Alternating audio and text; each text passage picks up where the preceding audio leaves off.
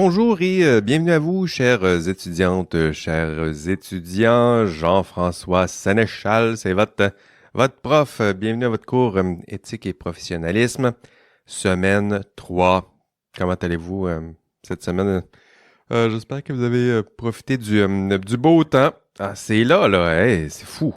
Une semaine comme ça en septembre, ça se voit pas si souvent que ça. Profitez-en, prenez l'air, prenez soin de vous. OK, déjà avant de commencer, bonne nouvelle. Il n'y a pas juste le beau temps comme bonne nouvelle, une autre bonne nouvelle cette semaine. On a un nouveau local de cours. Puis pourquoi on a un nouveau local? Parce que le son, la captation locale du local de médecine dentaire, là, le son était dégueulasse. Et là, je pèse, je pèse mes mots. Tiens, voilà, je vais placer ici. Je pense que je vais faire ça là, écoutez bien, je vais vous faire entendre un extrait du son en classe la semaine dernière. Revenons à nos moutons. On parlait de morale, d'éthique. On avait fait les distinctions. Je vous rappelle qu'on parle du bien et du mal. Puis, écoutez, écouteriez-vous ça pendant 3 heures? Il y en a qui ont fait ça. Juste pour ça, là, ils ont tout mon respect. Mais non, ça se fera pas. Le service des TI là, du pavillon de médecine dentaire me disait que c'était normal, tout ça. Puis, était pas capable de me promettre des changements rapides. Puis, non, quand j'ai écouté le son de l'enregistrement, je me suis dit non, c'est pas vrai que ça va être normal là, pour eux. C'est pas normal pour moi, puis je pense que ce n'est pas pour vous aussi. Donc, je me suis retourné vers Lucie, la secrétaire de la faculté de philosophie, ma super-héroïne des temps modernes. Puis elle m'a trouvé rapidement un nouveau local. Ce sera le local 1161 du pavillon de Coninck. Donc, de Coninck, 1161. Écoutez, si j'ai le temps, là, je mettrai peut-être un extrait ici là, du son de Coninck. Je vais aller faire des tests en fin de journée. Là. Je vais aller voir tantôt le local, si c'est libre. Je vais me prendre un test de son, là, puis je vais l'incruster ici. Sinon, ben ça sera ça. On verra demain, puis on souhaitera là, que ça passe le test demain. Puis sinon, bon, on fera des modifications. Là. Vous m'avez vu aller, là, je ne laisserai pas aller des petits problèmes techniques gâcher votre cours éthique et professionnalisme. C'est pas un cours que vous auriez choisi. Puis il faut au moins que le son puis les conditions techniques soient optimales pour vous. Donc, rendez-vous au pavillon Charles de Coninck. On se dit au de Coninck 1161. Et on dit aussi au revoir au MDE 2615, pavillon de la médecine dentaire, et le 2615, ce local et son système de captation audio qui fait à nos oreilles ce que la fraise, la petite drille de dentisterie là, fait à nos dents. Arc, ce son-là, difficile de faire pire. Sauf le son peut-être du local de médecine dentaire.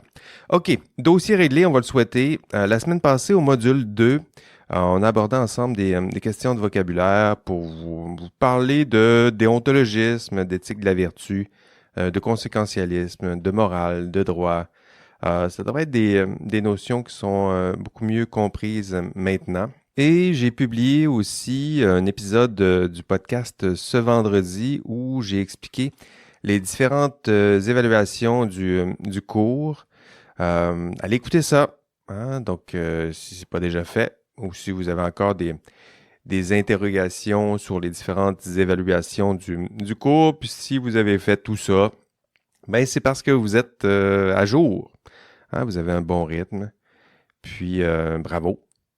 Et sinon, ben c'est le temps d'accélérer un peu là, pour rattraper le train. Là. Ça se fait évidemment, mais il faut courir déjà un petit peu.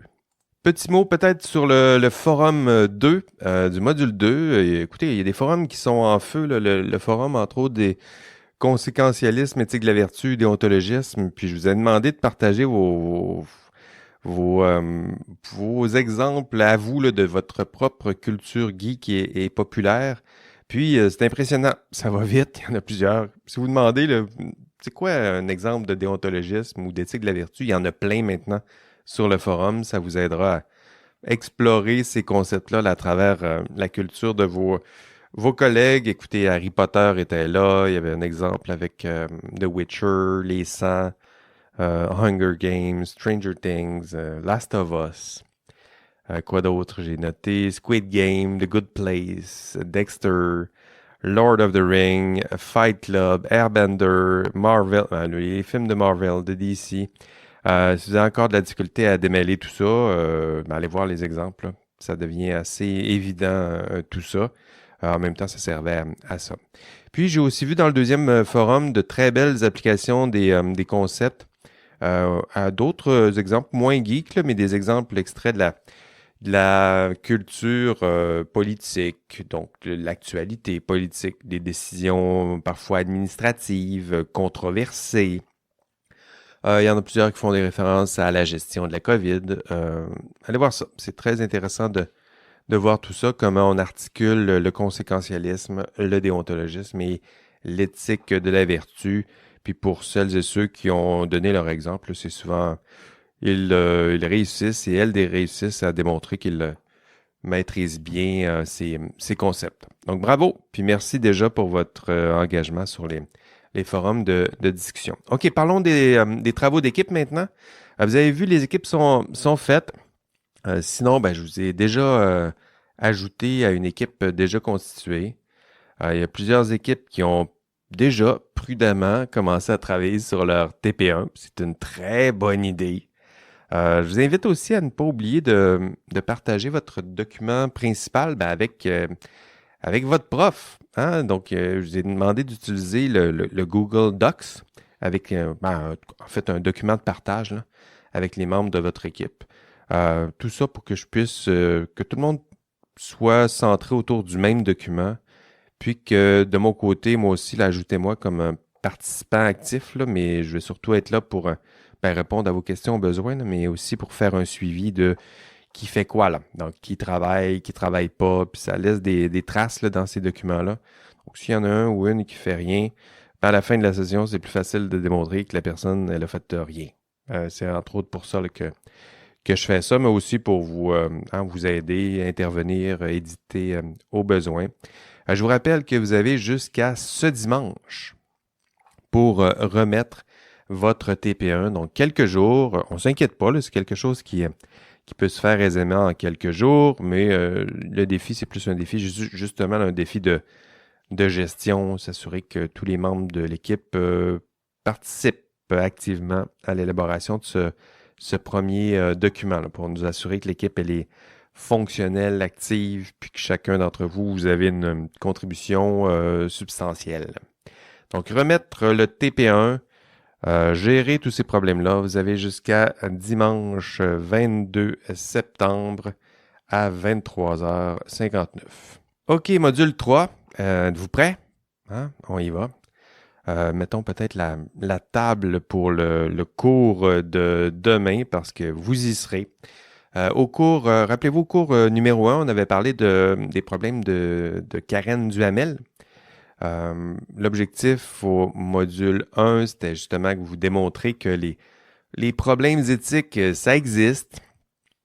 Évidemment, le problème de Karen, c'est un problème qui est plutôt rare, mais puis heureusement que c'est rare comme ça, mais ça existe. Dans le module 3, l'approche est un peu différente, c'est-à-dire que j'aimerais vous démontrer que la plupart des problèmes éthiques que vous allez rencontrer, en fait, ces problèmes-là ne ressembleront pas aux problèmes de Karen Duhamel. C'est-à-dire que la plupart des problèmes que vous allez rencontrer sont moins graves, sont plus fréquents que vous ne le pensez. Sinon, pourquoi on vous donnerait un cours d'éthique? En fait, ce qu'on va examiner dans ce module 3, c'est le nombre. Hein? Donc, le nombre, la fréquence des fautes, la nature des fautes qui sont commises par notamment des professionnels comme vous ou des personnes comme vous dans l'exercice de leur travail. Vous allez voir que ces problèmes, ces manquements, ces fautes sont plus communes et ordinaires qu'on le penserait, puis que ces fautes ordinaires et communes existent là aussi dans l'exercice de la profession. Puis c'est important de vous en parler dans ce cours parce qu'il y a certains types de problèmes éthiques qui ne sont pas rares, puis ce sont eux, ces problèmes-là, que vous allez rencontrer. Hein? Ce sont des problèmes qui sont, c'est pas assez grave pour être détectés, souvent par le système. C'est vraiment pas assez grave pour être dénoncé, et encore moins pour être sanctionné. Mais ce sont des petits problèmes qui, parce qu'ils sont nombreux, euh, le cumul de ces petits problèmes-là, étant donné leur nombre, leur fréquence, mais ça peut causer, hein, quand on fait la somme de tout ça, ça peut causer des problèmes encore plus graves à des systèmes. Et le système, en l'occurrence, c'est le système professionnel.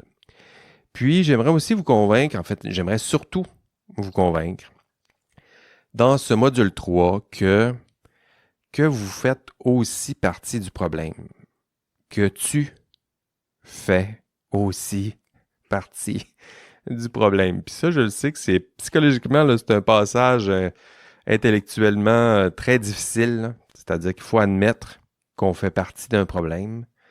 Le réflexe là, le plus normal, c'est de se sentir à l'abri, mais je vous dis, vous en faites partie du problème, puis je vais essayer de vous le démontrer aussi. Puis c'est nécessaire de vous démontrer que vous faites partie du problème, parce que sinon, pourquoi toi, tu aurais besoin de suivre ce cours? Hein? Si tu n'arrêtes pas de te dire, moi, je ne fais pas partie du problème et je ne ferai jamais partie du problème, ben, la pertinence pour toi de suivre ce cours-là, il n'y en a pas. Faut d'abord que je te convainque que toi aussi, tu peux, tu es à risque de poser ce genre de petites fautes avec un petit F, des petits manquements, difficilement détectables, difficilement sanctionnables, mais des comportements, puis des décisions qui peuvent nuire au système dans son ensemble. Donc, toi aussi, tu en fais partie. Toi, là. Oui, toi, là, qui m'écoutes là, distraitement. Là. Lâche ton sel. Lâche ton sel, puis écoute-moi. Parce que toi aussi, tu fais partie du problème. En fait, j'y reviendrai un peu plus tard. La question principale dans ce module 3, je vous la donne tout de suite, c'est est-ce que tu es à risque? Est-ce que vous êtes à risque collectivement? Puis est-ce que tu es à risque personnellement? Puis à ça, je vais ajouter toutes sortes d'autres problèmes. Est-ce que ce risque, il est dans quelle mesure? Ce risque existe-t-il? Qu'est-ce qu'on peut faire pour gérer ce risque? Comment faire pour réduire ce risque? Mais ça fait partie du cœur là, de ce module 3. Puis le problème, d'ailleurs, je vais le mentionner je l'ai déjà mentionné dans mon cours introductif. Rappelez-vous les premières discussions. Le problème général que je vous disais, c'est que la plupart des gens comme vous et moi, ben, on se pense honnête. Hein? On se pense bien bon en matière d'éthique. On se pense intègre. Mais est-ce que cette auto-évaluation, est-ce qu'elle est un peu complaisante ou est-ce que c'est vrai que nous sommes honnêtes et intègres? Et à quel point est-ce que toi, tu es à ce point honnête et intègre? Parce que si c'est pas le cas, mais il y a des conséquences à cette surestimation personnelle. Alors, on se pense bon, mais il y a des conséquences à se penser bon. On surestime notre intégrité, notre honnêteté, il y a des conséquences à cette surestimation d'intégrité et d'honnêteté. C'est la même chose que surestimer une force. Vous êtes en train de construire un bâtiment. Si vous surestimez tel caractère du bâtiment ou sous-estimer, ces problèmes-là d'estimation là, sont super importants. Ça joue dans des détails. Puis c'est la même chose lorsque vous estimez vos propres compétences en matière d'éthique. Puis déjà, pour vous, là, c'est important de décroiser les bras, là, je vous le disais, là, de vous mettre dans cette posture d'ouverture. Si vous vous dites, ben moi, j'ai rien à me reprocher, il n'y en a pas de problème, je fais pas partie du problème, puis tu n'as rien à m'apprendre, ben bon, on va avoir une drôle de relation pendant la session. Là. Je vous enseigne à changer, puis vous pensez que vous n'avez rien à changer. Donc, je le redis encore, il n'y a pas pire élève que cette personne qui croit savoir, qui sait déjà ce qu'elle bien, puis qui se dit, puis se croit honnête, puis qui ne doute qui ne doute plus de ses propres compétences, qui ignore ses propres ignorances. En philo, on aime ça, là, cette formule-là. Là. Ignorer ses propres ignorances. Il n'y a pas pire que ça. Là. C'est l'acrasia, là, c'est l'ignorance crasse. C'est comme ça qu'on le traduit. C'est peut-être même cette forme de surestimation là, qui pose vraiment problème. C'est assurément ça qui a des conséquences collectives et individuelles. Je vais vous donner en classe, là, vous le verrez demain, plusieurs exemples de surestimation. Puis c'est surtout cette surestimation que je vais tenter de briser dans le cours et aussi dans ce podcast. Et éventuellement, parce qu'à la fin du cours 3, en abordant tout ça, mon objectif, c'est que vous cessiez au moins de surestimer vos compétences éthiques. C'est sûr que le contrepoids de tout ça, c'est que vous allez vous sentir un petit peu plus fragile, un petit peu moins compétent. Puis ça peut, quand on admet qu'on a des incompétences et des fragilités, des fois, ça nous fait sortir, ça nous met dans une drôle de position, mais en même temps, c'est la seule position qu'on peut avoir si vous voulez au moins faire accroître vos compétences en la matière. Donc, je le sais que vous allez peut-être avoir l'impression d'être mal outillé, y compris à la fin de ce cours, mais c'est-à-dire que le but, c'est de briser ça, puis c'est normal. Ce sera normal à la fin du cours de vous sentir « Ouais, c'est vrai que je pensais que je n'étais pas à risque, mais finalement, je le suis peut-être un peu plus. » Puis ça, ce sentiment-là, pour moi, je souhaite le faire grandir, c'est-à-dire que d'ici la fin du cours, dans son entièreté, là, j'aimerais faire croître votre propre reconnaissance de vos propres incompétences, vos failles, vos lacunes, mais que vous êtes prêt à apprendre, progresser, vous améliorer individuellement et collectivement. Au cours 3, pour vous démontrer que vous n'êtes pas aussi honnête que vous ne le pensez, on va explorer un premier terrain en classe, ce sera la triche sur les bancs universitaires. Ben oui. Hein, pourquoi pas? Vous pensez que vous êtes honnête et intègre? OK, on va regarder votre propre comportement pendant que vous êtes aux études. Vous êtes honnête et intègre, mais avez-vous déjà triché à l'université? Toi, là, qui m'écoute à peine, tu triches-tu à l'université? T'as-tu déjà triché pendant tes cours à distance, pendant la pandémie, là, hein? Hein? Pourtant, il y a des risques associés à la triche universitaire. Il y a des conséquences sur le système qui est celui du système d'enseignement universitaire, l'université en tant que telle comme institution. Il y a des conséquences à tes gestes et à vos gestes collectifs. Hein? Pourquoi? Pourquoi t'as triché? Réponds, hein? Pourquoi t'as triché? C'est quoi les causes de cette triche? On va les voir en classe, là, mais les causes sont souvent les mêmes. Hein? Il y a pression de performance, manque de temps, manque de ressources. Parfois, c'est les objectifs qui sont trop élevés. La tâche, parfois, est trop difficile. Parfois, c'est le manque carrément de compétences. La paresse, donc des attitudes. L'influence des pairs. Surcharge de travail, j'en ai déjà parlé. Est-ce que toi, là, si je mets toutes ces causes-là, là, ces critères-là, ce contexte-là, ces éléments de contexte, là, si je te plonge là-dedans, est-ce que tu triches? Est-ce que tu as déjà succombé à ces pressions? Parce qu'on va le voir demain dans le cours, puis je me permets de te le répéter ici. Ces pressions-là, hein, que je viens de vous mentionner, ça risque de se reproduire dans l'exercice de ta profession. Ça ne changera pas. Hein, pression de performance à l'université et que c'est stressant.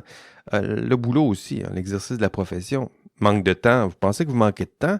Vous en avez du temps. Vous en aurez jamais autant à partir de maintenant. Manque de formation. Êtes-vous suffisamment formé? Avez-vous pris assez sérieusement votre formation? Au contraire, vous allez manquer de compétences, puis là, vous allez combler ces incompétences-là ou pallier ces incompétences-là avec des stratégies diverses et parfois maladroites. Est-ce que les objectifs sont élevés à l'université? Ben oui. Dans le monde du travail aussi. Est-ce que c'est difficile l'université? Ben oui. Ça va être difficile. Aussi au travail. Est-ce Est-ce que vous avez des surcharges? Ben oui, l'influence des pairs. Ben oui, à l'université, il y en a qui trichent, il y en a qui partagent des examens, puis il y en a qui font ça.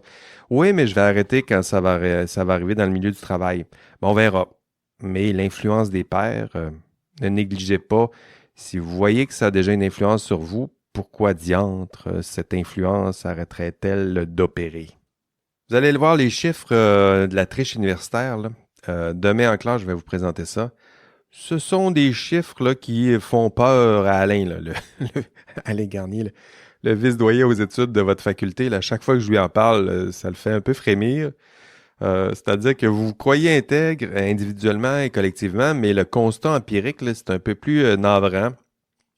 C'est-à-dire que, je vous confie, tiens, déjà un chiffre important, il y a un étudiant sur deux dans votre groupe qui a déjà triché à l'université dans son programme en sciences et génie. Un sur deux. Donc, la moitié.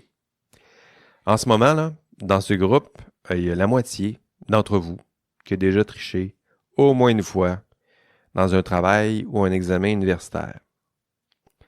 En fait, c'est peut-être plus qu'un sur deux parce qu'il y en a l'autre, là, l'autre 1 sur 2, là, l'autre 50%, il y en a peut-être là-dedans qui ont déjà triché mais qui l'admettront jamais.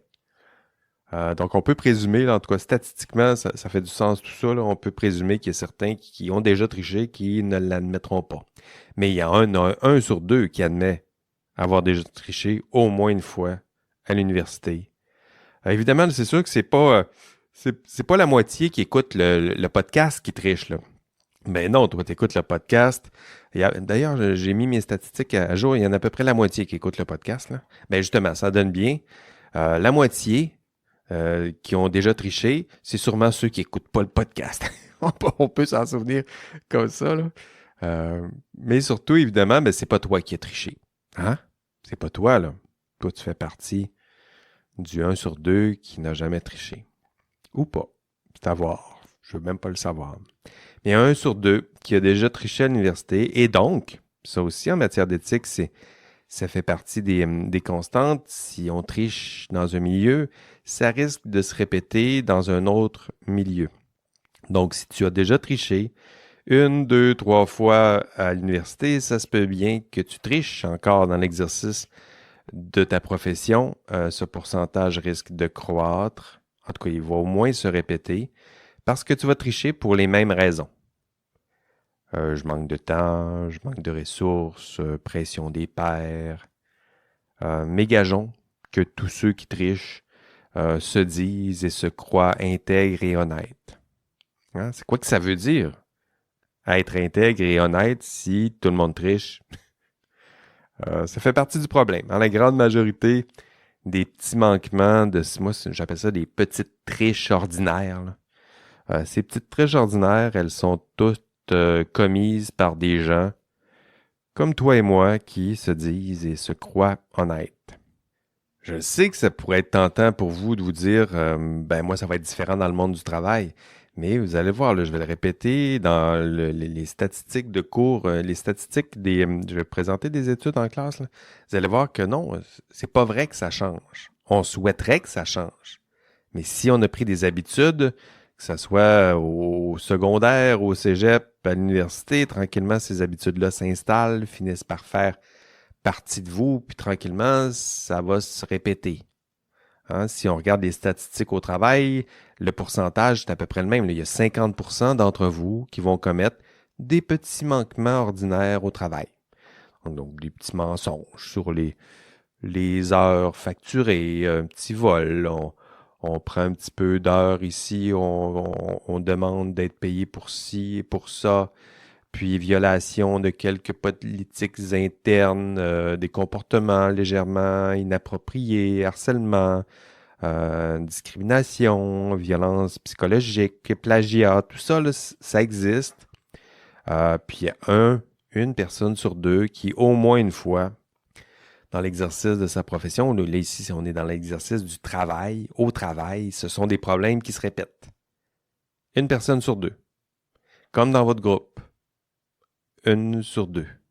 Mais pas toi, évidemment. Ben, on verra. Pédagogiquement, là, ce constat-là, il est important, l'idée que tu reconnaisses que tu es à risque. Toi aussi, tu es à risque. Puis vous êtes toutes et tous sensibles, fragiles si je vous plonge dans un contexte de risque. Moi aussi d'ailleurs. Hein, je suis sensible. Je pense que c'est une marque d'humilité aussi de dire les profs d'éthique, je pense qu'ils se sentent encore plus honnêtes et intègres que la plupart des personnes, mais ça change rien. Ils vont juste enseigner l'éthique, mais sont soumis aux mêmes fragiles et failles que vous. Hein. Mais vous, ben heureusement, hein, toi, tu as pris des bonnes habitudes pendant ta formation à l'exercice de ta profession. Puis bravo, hein? Donc c'est bien. Ça te met à l'abri du risque. Ou non, parce que la réalité, vous allez le voir, vous allez la rencontrer bientôt. Là. La plupart d'entre vous, quand on regarde empiriquement, ce qui se passe, c'est que vous connaissez souvent mal les règles. Vous connaissez mal les normes légales, les normes éthiques qui sont associées à votre milieu de travail. Vous vous y intéressez peu. Vous connaissez souvent mal les attentes, les obligations associées à votre profession. Je vais vous l'enseigner. Je vais vous les enseigner, ces attentes-là, là, pendant votre cours, mais ça se peut que vous oubliez. Là. Ça s'oublie très vite, ce genre d'affaires-là. Vous connaissez mal vos droits, vos devoirs et obligations. Vous connaissez mal vos propres inclinaisons, vos habitudes, vos failles. Mais vous vous croyez compétent. Hein? C'est ce constat-là là, qui est délicat. Vous vous considérez compétent, mais ce faisant, ben, vous ignorez les règles, les normes, les attentes, vos droits, vos obligations, vos inclinaisons, vos failles. Puis, c'est important que vous reconnaissiez déjà, ne serait-ce qu'en écoutant ce podcast, que vous fassiez ce constat-là.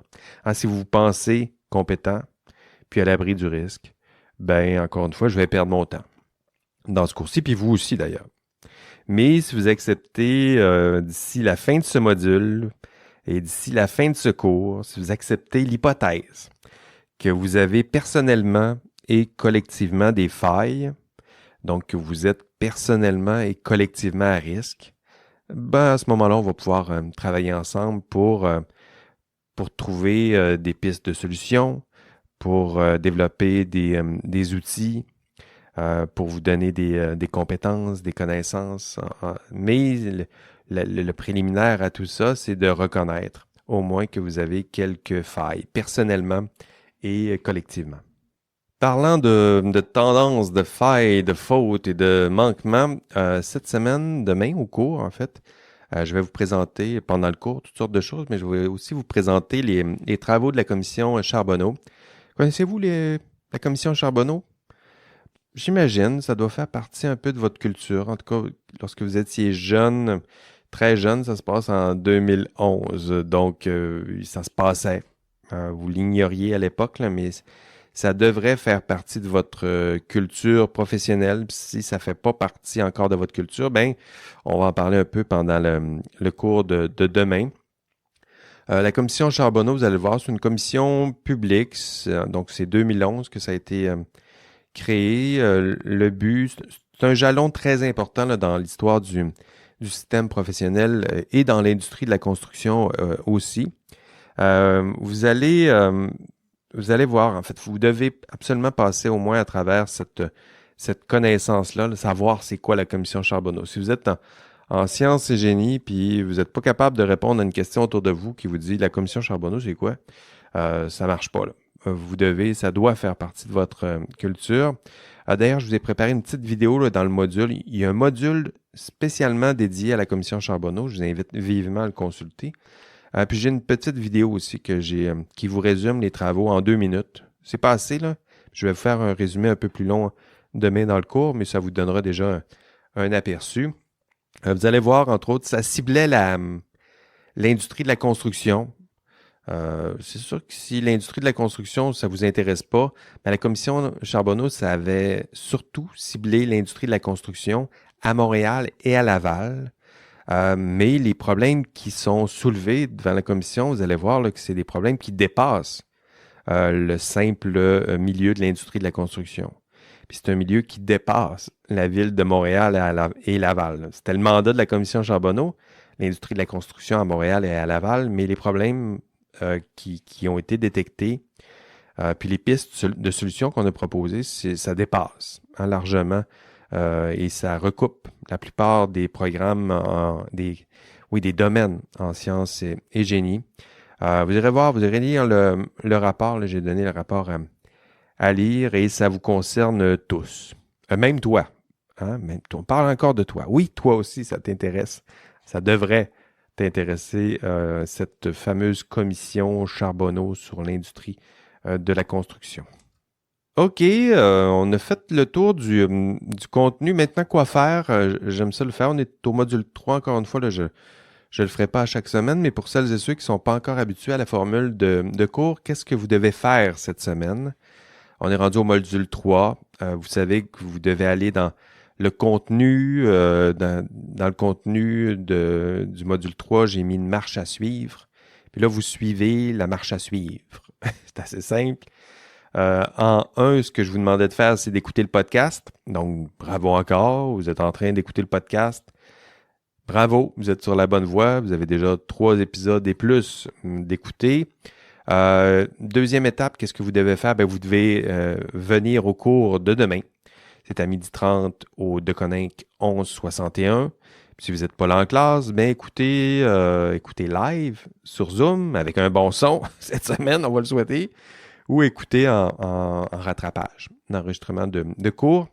Troisième chose à faire cette semaine, répondre aux petits sondages. Je vous ai préparé des petits sondages, justement, pour sonder votre propre intégrité et celle de vos pairs. Quatrième étape cette semaine, qu'est-ce que vous devez faire? Il y a les lectures du module 3. Je vous parlais du rapport de la commission Charbonneau. Là, lisez pas tout. Là. C'est 1400 pages. Là, puis il n'y a personne qui exigerait de vous de lire 1400 pages en une semaine. Mais faites une lecture du module 3. Lecture sommaire, là, juste pour voir de quoi ça parle, c'est quoi qu'on dit, c'est quoi les problèmes qu'on a détectés, c'est quoi les recommandations qu'on a faites. Allez voir ça. Ce sera votre lecture, lecture quand même assez attentive, mais seulement là, de la partie ciblée. Consultez aussi le module extra, je vous en ai parlé sur la commission Charbonneau. C'était la 5e chose que vous devriez faire cette semaine. 6e chose à faire, visionner la vidéo. J'y faisais référence un peu plus tôt. Une petite vidéo où je fais un résumé en quelques minutes de la commission Charbonneau. Puis demain en classe, je vous ferai le même résumé, mais ça durera 15 à 30 minutes. Demain, là, on prendra le temps d'approfondir tout ça. 7e chose à faire cette semaine, participer au forum du module 3. Et 8, quoi faire? 8e chose à faire cette semaine, de faire votre questionnaire. Il y a un questionnaire, quasiment à chaque module, il y a un questionnaire à faire pour vous pratiquer à répondre à des petites questions simples qui pourraient ressembler à des questions d'examen. Mais c'est une activité formative, il y a toujours 2 tentatives pour vous, parce que le but, c'est de vous former et non pas de vous évaluer dans ces petits questionnaires. Voilà, c'est tout ce que vous devriez faire cette semaine. Sinon, je m'arrêterai ici. On n'est pas obligé de s'étendre trop longuement. Merci à vous de cette écoute. On se voit demain en classe. Nouveau local, on se revoit au pavillon de Deconinck. Sinon, on se voit en rattrapage ou on se retrouve ici dans ce podcast la semaine prochaine. Allez, bye bye. OK, l'indice cette semaine, c'est le numéro de notre tout nouveau local. Et le local s'appelle le Deconinck 1161. DKN _ 1161. C'était l'indice de la semaine. Allez, bye bye.